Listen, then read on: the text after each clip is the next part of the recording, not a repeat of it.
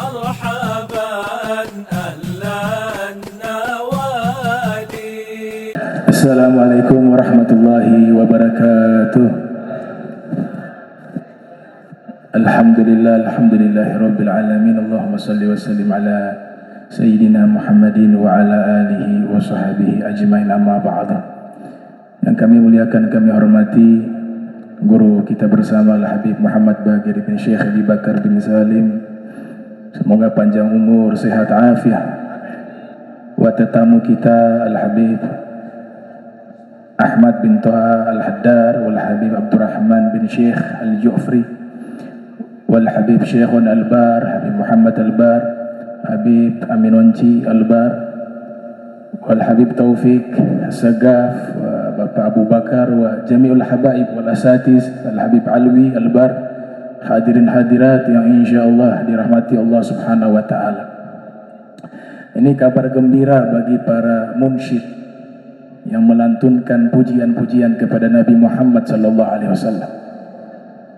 Ada di Mesir dahulu salah satu munsyid sastrawan terkenal namanya Ahmad Syauqi, diberikan julukan Pangeran Sastrawan.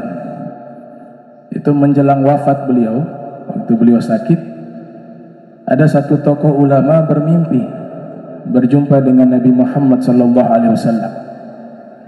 Kemudian Nabi menyatakan kepada ulama tersebut, tolong sampaikan kepada Ahmad Syauqi bahwa saya Nabi Muhammad sedang menanti kedatangannya.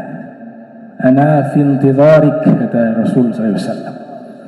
Maka ulama ini datang menemui Syauqi Bek yang waktu itu sedang sakit, dan dikabarkan berita tersebut tidak lama beliau wafat setelah itu. Artinya dengan pujian-pujian, syair-syair yang kita persembahkan untuk Nabi Muhammad sallallahu alaihi wasallam, insyaallah kita akan mendapatkan cinta Rasulullah SAW. Dengan syarat kita membaca dengan adab, dengan cinta, ta'zim, khusyuk, dan juga dengan cara yang sudah ditentukan oleh para ulama.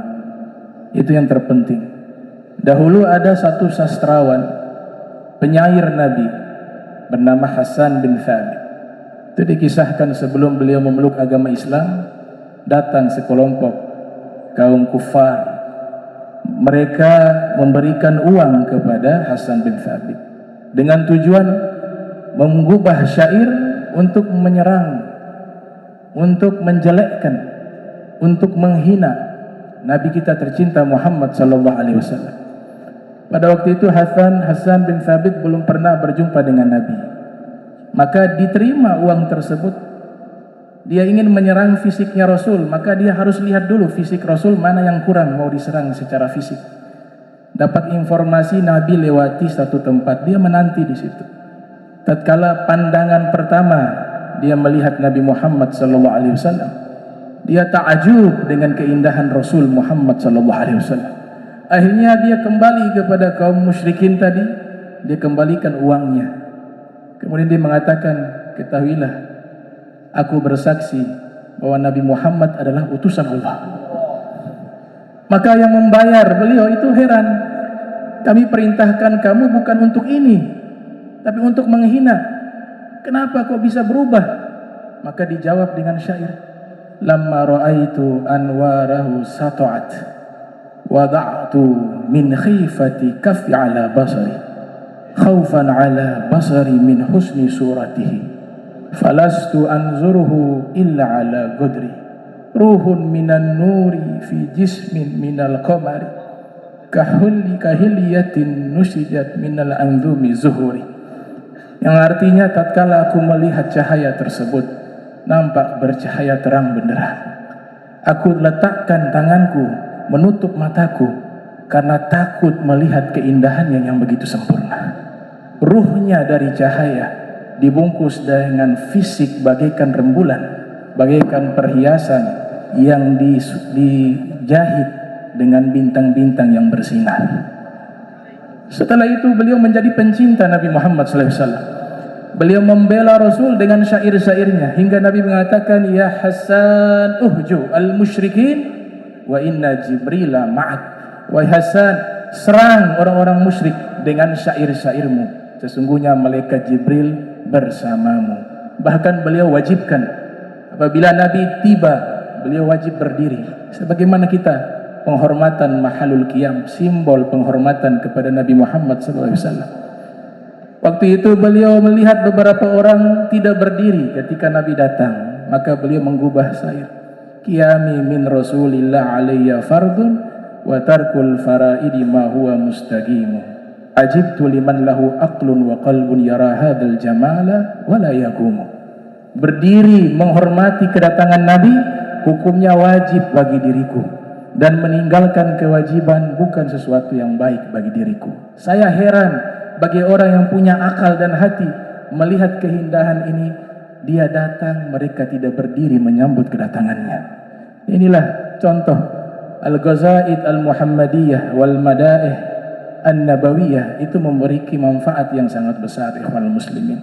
Terakhir saya tutup, beliau setelah itu wafatnya Rasul, tidak henti-hentinya di dalam masjid Nabi beliau selalu bersenandung dengan syair-syair pujian kepada Nabi Muhammad sallallahu alaihi wasallam. Sayyidina Umar bin Khattab ketika melihat sempat menegur, maka dia mengatakan, qad kuntu unshidu fihi wa fihi man huwa khairun minka. Dahulu saya bersenandung dengan syair pujian di dalam Masjid Nabawi, ada orang yang lebih baik darimu, yaitu Nabi Muhammad sallallahu alaihi wasallam, dan beliau tidak mengingkarinya. Bahkan dikatakan kepada Abu Hurairah, wahai Abu Hurairah, kau mendengar tidak Nabi sallallahu alaihi wasallam bersabda, Allahumma ayyidhu biruhil kudus. Ya Allah, kuatkanlah dia dengan Ruh Kudus. Ketika saya melantunkan syair pujian kepada Nabi Muhammad sallallahu alaihi wasallam. Setelah itu Sayyidina Umar bin Khattab membuat mimbar kecil.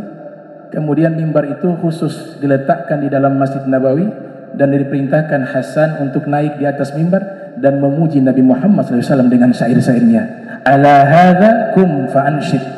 Di atas inilah silakan kau berdiri, lantunkan syair pujian kepada kekasih Nabi Muhammad sallallahu alaihi wasallam.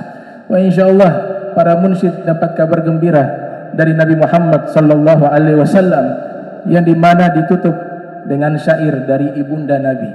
Ibunda Nabi melantunkan syair ketika menjelang wafat.